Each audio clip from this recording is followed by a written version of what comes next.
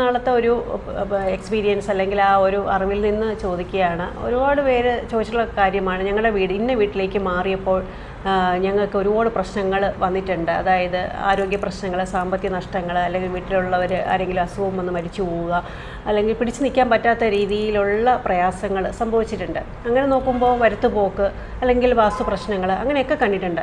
വരുത്തുപോക്ക് ഒരു പ്രധാന പ്രശ്നമാണ്. അതെങ്ങനെയാണ് മാറ്റുക, അതെന്താണ്, എന്തുകൊണ്ടാണ് അങ്ങനെ സംഭവിക്കുന്നതെന്നൊക്കെ ചോദിക്കാറുണ്ട്. അപ്പം താങ്കൾ ഒരുപാട് വീടുകൾ നോക്കാൻ പോയിട്ടുണ്ട്, ഫ്ലാറ്റുകൾ നോക്കാൻ പോയിട്ടുണ്ട്. അപ്പോഴൊക്കെ വരുത്തുപോക്ക് പലയിടത്തും കണ്ടിട്ടുണ്ട്. അപ്പം താങ്കളുടെ ഒരു എക്സ്പീരിയൻസിൽ നിന്ന്, അനുഭവത്തിൽ നിന്ന് അതെങ്ങനെയാണെന്ന് വിവരിക്കാമോ? അല്ല, ഈ അനുഭവത്തെ വിവരിക്കുക എന്ന് പറയുമ്പോഴത്തേക്ക് ഒരു പക്ഷേ നമ്മൾ ചിന്തിക്കുന്ന ഒരു കാര്യമുണ്ട്. ദൈവം തമ്പുരാൻ സൃഷ്ടിച്ചപ്പോൾ നല്ലവരെ സൃഷ്ടിച്ചു, ചെകുത്താനെ സൃഷ്ടിച്ചു. പൈശാചിക ഭാവം ഒരു നാണയത്തിന് രണ്ട് വശങ്ങളുള്ളതുപോലെ തന്നെയാണ് ഇപ്പം 2025 വന്ന് നിൽക്കുന്നെങ്കിലും ഈ പറയുന്ന നെഗറ്റീവ് എനർജി ശരിക്കും ഫീൽ ചെയ്യാറുണ്ട്. കാരണം എൻ്റെ അനുഭവം കൊണ്ട് തന്നെ ഒരുപാട് സംഭവങ്ങളുണ്ട്. ഈ അടുത്ത കാലത്ത് എൻ്റെ പ്രിയപ്പെട്ട ഒരു സുഹൃത്ത് എന്നെ വിളിച്ചു പറഞ്ഞു, അല്ലയോ മാഷേ, ഞങ്ങളൊരു ഫ്ലാറ്റ് എടുത്ത് ആ ഫ്ലാറ്റിൽ താമസിക്കാൻ പറ്റുന്നില്ല. കാരണം മുകളിലുള്ള ഫ്ലാറ്റ് അടഞ്ഞു കിടക്കാൻ തുടങ്ങിയിട്ട് വർഷങ്ങളായി. അപ്പോൾ ഞങ്ങൾ രാത്രി 12 മണിയാകുമ്പോൾ മുകളിലെ ഫ്ലാറ്റിൽ നിന്ന് ഗ്യാസിലൊട്ടുന്ന ശബ്ദം, അതുപോലെ തന്നെ കസേര നിൽക്കുന്ന ശബ്ദം, വല്ലാത്ത ഉറങ്ങാൻ പറ്റാത്ത ഒരു അന്തരീക്ഷമായി പോകുന്നു എന്ന് പറഞ്ഞപ്പോൾ ഞാൻ തമാശയായിട്ട് പറഞ്ഞത്, ഇപ്പം വസിക്കാൻ പനകളില്ല, പനകളെല്ലാം മുറിച്ച് കളഞ്ഞു, യക്ഷിമാർക്ക് വസിക്കാൻ സ്ഥലമില്ല, പൈശാചിക ശക്തികൾക്ക് വസിക്കാൻ സ്ഥലമില്ലാത്തത് കൊണ്ട് അടഞ്ഞു കിടക്കുന്ന വീടുകളിലും അടഞ്ഞു കിടക്കുന്ന ഫ്ലാറ്റുകളിലേക്ക് ഇത് ചേക്കേറാൻ സാധ്യതയുണ്ട്. എൻ്റെ കുട്ടിക്കാലത്ത് ഞാനൊരു നാട്ടിൻപുറത്ത് ജനിച്ചൊരു വ്യക്തിയാണ്. നാട്ടിൻപുറത്ത് ഈ പറഞ്ഞ വരുത്തുപോക്കിനെ കുറിച്ച് പറയാറുണ്ട്. രാത്രി 12 മണി, അതായത് ചൊവ്വാഴ്ച രാത്രിയിലും വെള്ളിയാഴ്ച രാത്രികളിലും ഈ പറയുന്ന വരുത്തുപോക്ക് വ്യക്തമായിട്ടുണ്ട്. വരുത്തുപോക്ക് പോകുന്ന വഴികളിലൊന്നും പണ്ട് കാലത്ത് വീട് വയ്ക്കാറില്ലായിരുന്നു. ഇപ്പം കാലഘട്ടം മാറിയപ്പം വരുത്തുപോക്ക് എന്തോന്ന്, അല്ലെങ്കിൽ എന്തോന്ന് പൈശാചികത എന്നൊക്കെ പറഞ്ഞ് ആൾക്കാർ കൃത്യമായിട്ട് ആ സ്ഥലങ്ങളിലെല്ലാം വീട് വയ്ക്കുക തന്നെ ചെയ്യുന്നു. വീട് വെച്ച് കഴിഞ്ഞാൽ പിന്നെ അവിടെ താമസിക്കാനും വലിയ ബുദ്ധിമുട്ടാണ്. ഇപ്പോൾ ഏറ്റവും അടുത്ത കാലത്ത്, അതായത് കൂടിപ്പോയാൽ ഒരു 2 മാസം വരും, 2 മാസത്തിന് മുൻപ് വളരെ പ്രശസ്തനായൊരു വ്യക്തി, പേരൊന്നും പറയുന്നില്ല, അദ്ദേഹം ഒരു വീട് വാടകയ്ക്കെടുത്തു. വീട് വാടകയ്ക്കെടുത്ത് അദ്ദേഹം കുടുംബസമേതം അവിടേക്ക് താമസം മാറിയപ്പോൾ ഒരാഴ്ച കഴിഞ്ഞപ്പോഴത്തേക്ക് അവർക്ക് ഈ വീടിനകത്ത് ആരൊക്കെ നടക്കുന്നത് പോലെ തോന്നും, ഓടി മറയുന്നത് പോലെ തോന്നി. വല്ലാത്തൊരു അന്തരീക്ഷം, ഉറങ്ങാൻ പറ്റാത്തൊരു അന്തരീക്ഷമായി. ആഹാരം വയ്ക്കാൻ പോലും പറ്റാത്ത ചില അവസരങ്ങളാണ് അവിടെ അദ്ദേഹം എന്നോട് പറഞ്ഞത്. അങ്ങനെ അദ്ദേഹം എന്നെ കാണാൻ വന്നു. അപ്പോൾ ഞാൻ പറഞ്ഞു, ഞാൻ എന്തായാലും നിങ്ങളുടെ വീട് വന്ന് നോക്കാം, വാടക വീട് വന്ന് നോക്കാം. ഞാനവിടെ ചെന്ന് നോക്കിയപ്പോൾ ആ വീട് അഗ്നിമൂലയിലൂടെയാണ് കയറുന്നത്, തീ ചവിട്ടിയാണ് കയറുന്നത്. പക്ഷേ അതൊരു പഴയ ആ സ്ഥലം കണ്ടപ്പോൾ പണ്ട് കാലത്ത് കാവും അതുപോലെയുള്ള കുളങ്ങളും എല്ലാം ഉണ്ടായിരുന്നൊരു സ്ഥലമായിരുന്നൊരു ബോധം എനിക്ക് വന്നു. എനിക്കറിയില്ല എന്താണെന്നറിയില്ല, ചില സ്ഥലത്ത് ചെല്ലുമ്പോൾ നമ്മുടെ ഉള്ളിൽ അങ്ങനെ ഒരു സംഭവം ഇങ്ങനെ വന്നുകൊണ്ടിരിക്കും. അപ്പോൾ ഞാനിങ്ങനെ മനസ്സുകൊണ്ട് ചിന്തിച്ചപ്പോൾ ആ പരിസര പ്രദേശത്ത് എവിടെയോ ഒരു സ്ത്രീയുടെ ആത്മാവ്, എനിക്ക് തോന്നുന്നു ആത്മാഹൂതി ചെയ്തതായിരിക്കാം. അപ്പം അതിൻ്റെ ഒരു സാന്നിധ്യം അവിടെ ഉണ്ടായിരുന്നു. അപ്പം ഞാൻ പറഞ്ഞു, ഇത് നിങ്ങളുടെ സ്വന്തം ഭവനാണോ അതോ വാടകയ്ക്കാണോ? അത് വാടക വീടാണ്. ഞാൻ പറഞ്ഞു, വാടക വീടാണെങ്കിൽ എത്രയും പെട്ടെന്ന് മാറുക.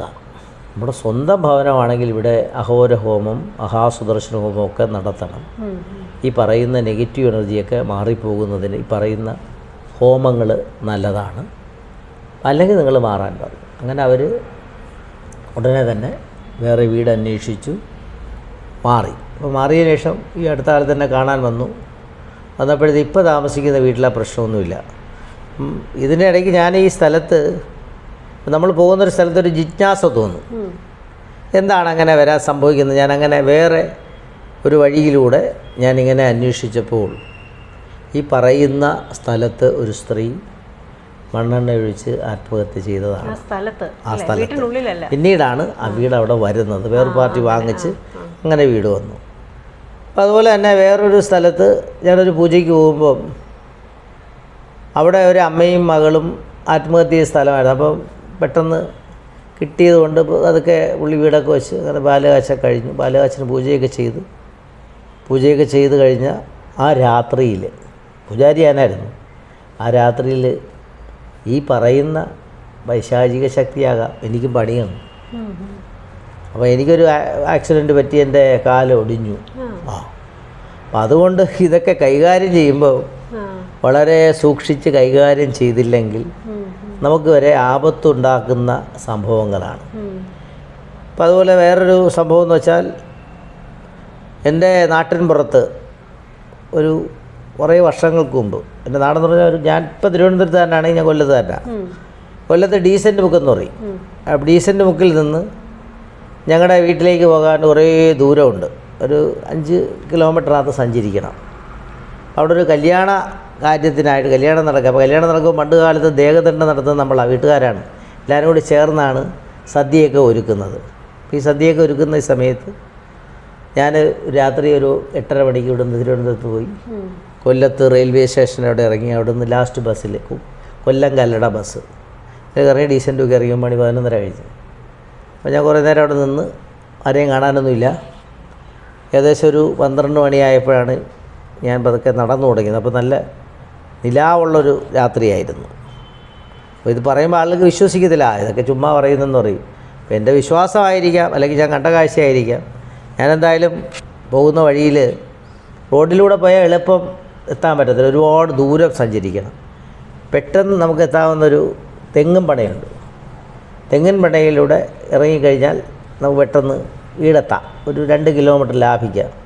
അങ്ങനെ ഞാൻ അപ്പോൾ എനിക്കൊരു വിശ്വാസം എന്ന് വെച്ചാൽ ഞാൻ പഠിച്ച കാര്യങ്ങളും മന്ത്രവും തന്ത്രവും ഒക്കെ അറിയാം.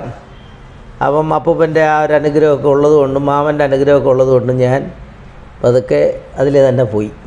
പോകുന്ന വഴിയിൽ പെട്ടെന്നൊരാളിങ്ങനെ ഒരു തോർത്തും ചുറ്റി ഇങ്ങനെ വീശി എൻ്റെ അടുത്തേക്ക് വരുന്നു. അപ്പോൾ ഞാൻ നോക്കിയപ്പോൾ എനിക്ക് പരിചയത്തിലുള്ള ഒരാളാണ്. അപ്പോൾ ഞാനിങ്ങനെ പറഞ്ഞു, സംസാരിച്ചപ്പോഴത്തേക്ക് പുള്ളി അധികം സംസാരിക്കാൻ കൂട്ടാക്കുന്നില്ല. അപ്പോൾ ഏകദേശം 12:25 കഴിഞ്ഞു. അപ്പോൾ ആളുകൾ പറയും 12 മണി മുതൽ 2:59 വരെ ഈ പറയുന്ന പൈശാചിക ശക്തികൾക്ക് പതിച്ചു കൊടുത്തിരിക്കുന്ന സമയമാണ്. അതിലൂടെ നമ്മൾ സഞ്ചരിക്കാൻ പാടില്ലെന്നാണ് പലപ്പോഴും പറയുന്നത്. പക്ഷേ നമുക്ക് ആവശ്യം വരുമ്പോൾ സഞ്ചരിച്ചല്ലേ പറ്റുള്ളൂ. നമ്മൾ പെട്ടെന്ന് എത്തുന്ന ഒരു മേഖലയാണല്ലോ ഇത്.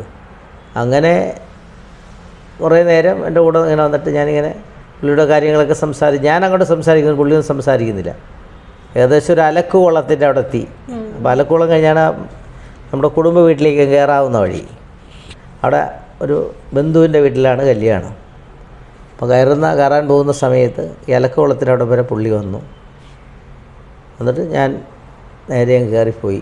കയറി ചെന്നപ്പോഴത്തേക്ക് അവിടെ തേങ്ങ തിരുങ്ങുന്നു, മലക്കറി വെട്ടുന്നു, എല്ലാം ചെയ്യണം. അപ്പോൾ എന്നോട് ചോദിച്ചു, ഈ സമയത്ത് മണി 12:55.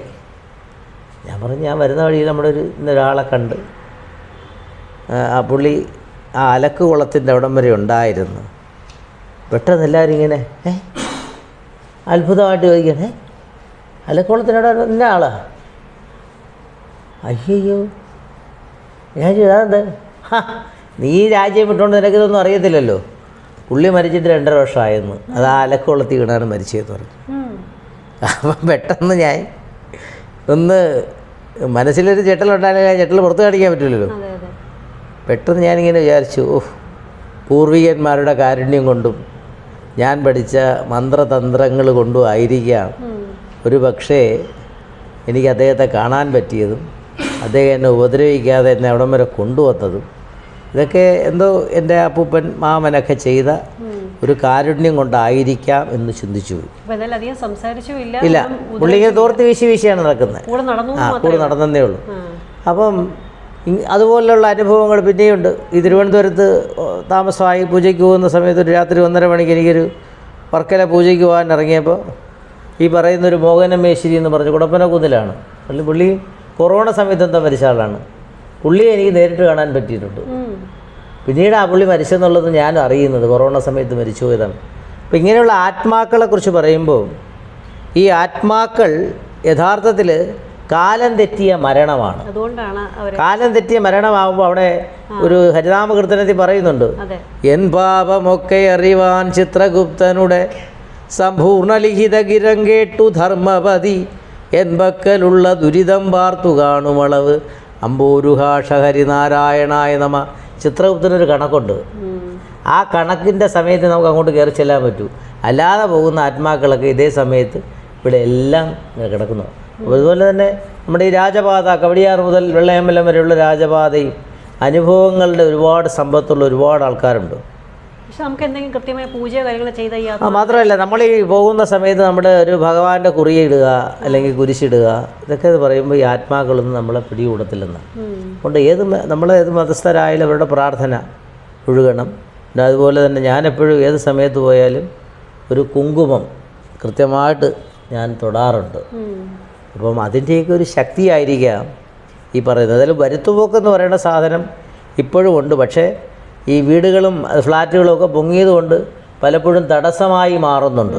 ഞാൻ കരുതിയത് വരുത്തുപോക്കം ദേവീ ദേവന്മാരുടെ അല്ല, അത് ശരിക്കും മാടൻ തമ്പുരാൻ്റെ, വരുത്തുപോക്കത്തിൻ്റെ മാടൻ തമ്പുരാൻ്റെ കഥയാണ് കുറേ പറയുന്നത്.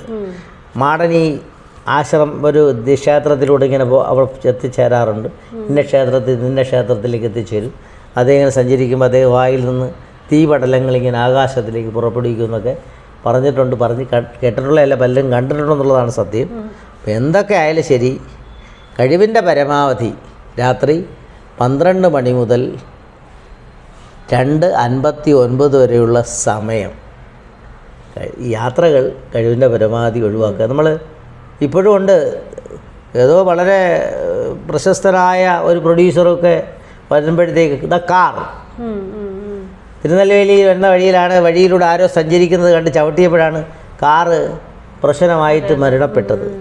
അപ്പോൾ അത് നമുക്കറിയാം. ഈ മധുരയിൽ നിന്ന് തിരുനെൽവേലി റൂട്ട് വഴി നാഗർകോവിലേക്ക് വരുമ്പോൾ ഈ പാതിരാത്രിക്കെല്ലാം ഈ പറയുന്ന ആൾക്കാരിങ്ങനെ റോഡിലൂടെ സഞ്ചരിക്കുന്നതായിട്ട് കണ്ടവരുണ്ട്, ഞാനും കണ്ടിട്ടുണ്ട്. ഇത് പറയാൻ കാര്യം, കൊടൈക്കനാലിൽ നിന്ന് മുരളിയണ്ണൻ മജ എന്ന് പറയുന്ന സിനിമയുടെ ഷൂട്ടിങ് കഴിഞ്ഞ് വരുന്ന വേളയിൽ ഞാൻ പുള്ളി ബാഗിലിരിക്കുന്നു, ഞാൻ ഡ്രൈവറോടെ ഫ്രണ്ടിൽ ഇരിക്കുകയാണ്, ഉറങ്ങിയിട്ടില്ല.